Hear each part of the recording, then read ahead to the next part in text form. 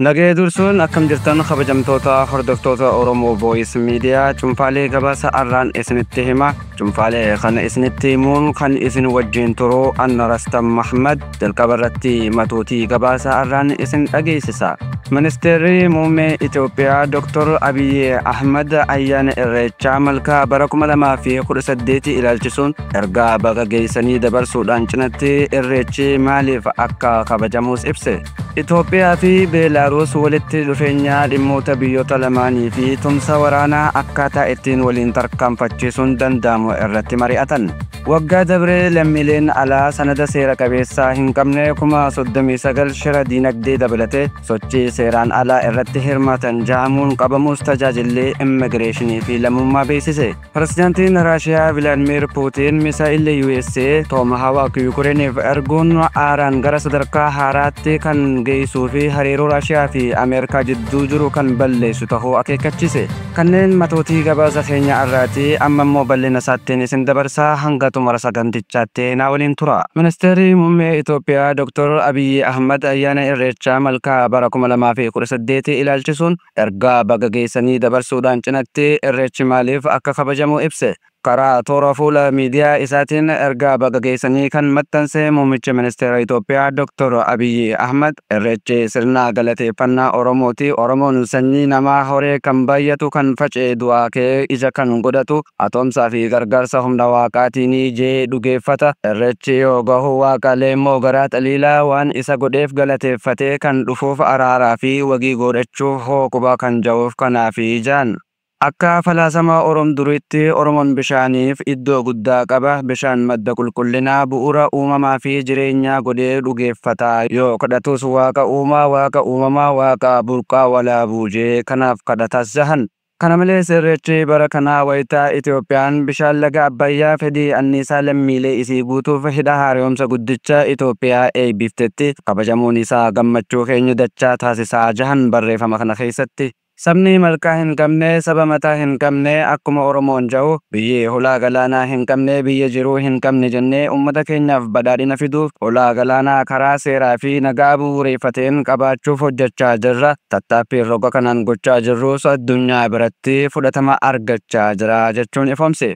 Itti fufuunis muummichi ministeeraa barreeffama isaatiin waggoottan dabran keessatti ilaalama haaraa falaasama ida'amuutiin masakamne qabeenya muuxannoo fi beekumsa biyyi qabdu uummata keenya waliin hoggansa bilchaataa fi kutannoon guutame kenninee waaqni nu gargaaree rakkoowwan hedduu keessatti jijjiiramoota raajii ta'an galmeessinee jahan.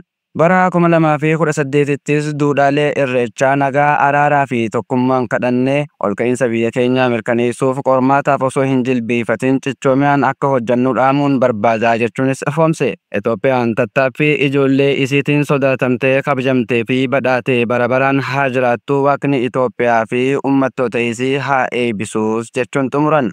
Itoophiyaa fi Beelaaruus walitti dhufeenya dhimmoota biyyoota lamaanii fi tumsa waraanaa akkaataa itti waliin tarkaanfachiisuun danda'amu irratti mari'atan. Ministeerri ittisa Beelaaruus Viktor Kareeninii fi ajajaan humna qilleensa Itoophiyaa Jeneraal Yilmaa Mardaasaa waliin marii dhimmoota gama lamaan irratti hojii gaggeessaa fi itti aanaa muummicha ministeera Beelaaruus Viktor Karankeevich wajjin mari'achuun akkasumas innis qaama walga'ii kanaa ta'uu isaa tajaajilli pireesii ministeera ittisa Beelaaruus irraa odeeffachuun gabaase. Walgahii kana irratti Viktor Kareenin ministeera raayyaa ittisa biyyattii kan ta'an akka jaanitti Itoophiyaan Beelaaruusii fi biyyoota baha Afrikaa keessaa baay'ee barbaachiftuu kan ta'an keessaa tokko ta'uu ibsuun Beelaaruus kanaaf faayidaa waloo kan mirkaneessu walitti dhufeenya dhaabbachuu feetii jechuun ibsan. Kun tumsa waraanaa fi teeknika waraanaa irrattis ni hojjeta. Kanaaf nuti bakka bu'oonni humna waraanaa Beelaaruusii fi Itoophiyaa hoggantoota biyyoota keenyaa ifatti hordofuu qabnaas jahan. Itti fufuunis tumsi bu'a qabeessa ta'e gama adda addaatiin taasifamuu fi yeroo baay'ee hirmaannaan karoora waloo milkaa'inaan hojiirra oolchuuf akka nu dandeessisan ni amanna jahan ministeerri ittisa biyya Beelaaruus.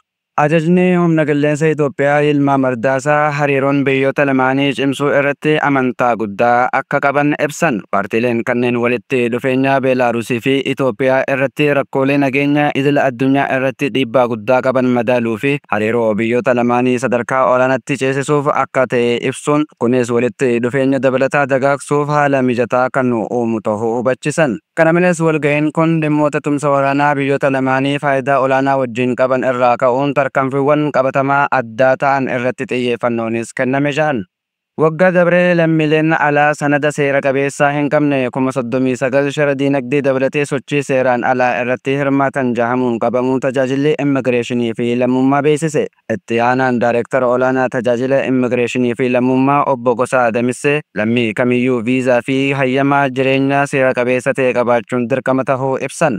Lammiileen biyya alaa sanada seeraa malee socho'an dinagdee nagaa fi sochii hawaasummaa biyya tokkoo irratti miidhaa geessisuu kan jahan obbo Gosaan kana ittisuuf bara bajataa dabre qofa lammiilee biyya alaa sanada seera qabeessaa hin qabne 39 to'annaa jala oolchuu himan. Dabalataanis namoonni to'annoo jala oolan kun warra hanna dinagdee sochii hawaasummaa seeraan alaa fi nageenya Itoophiyaa miidhuu irratti bobba'anidha jahan. Sanadoota fudhatama hin qabne kan fayyadamaniif faayidaa dinagdee fi siyaasa isaanii milkeeffachuuf akkasumas sochii fi hojiin isaanii akka irratti hin beekamnee fi jechuun ifoomse. Itti fufuunis gochoonni kanneen sanadootaa fi hayyama malee yeroo raawwataman miidhaa biyyattiirra geessisuu akka danda'an kaasuun to'annoon cimaan taasifamaa fi akka jirus hubachiisan. Gabaasa keenya maddeen alaatiin Pirezidaantiin Raashiyaa Vilaadimeer Puutiin misaa'illi USA Tomahawk Yukireeniif erguun aaraan gara sadarkaa haaraatti kan geessuu fi hariiroo Raashiyaa fi Ameerikaa jidduu jiru kan balleessu ta'a jechuun akeekkachiise. Dubbii kora magaalaa Sooshiiratti dubbateen Puutiin kun haala adda waraana lafarra jiru Raashiyaan ittiin milkaa'aa dhuftee hin jijjiiruu jahan.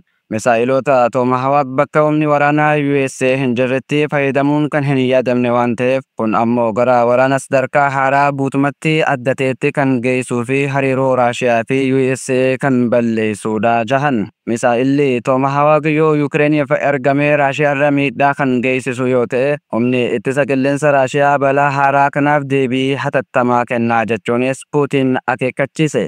Eegan kabajamtoota hordoftoota keenyaa cuunfaaleen gabaasaa arraaf jennee walitti qabannee kan hanga ammaa ture. Gabaasaaleen adda addaa guyyaa guyyaan akka isin dhaqqabuuf fuula Facebook Oromoo Voice Media follow, like, share, YouTube keenya subscribe godhaa. Sagantaa biraatiin hanga walitti deebinu nagayaan nuuf tura.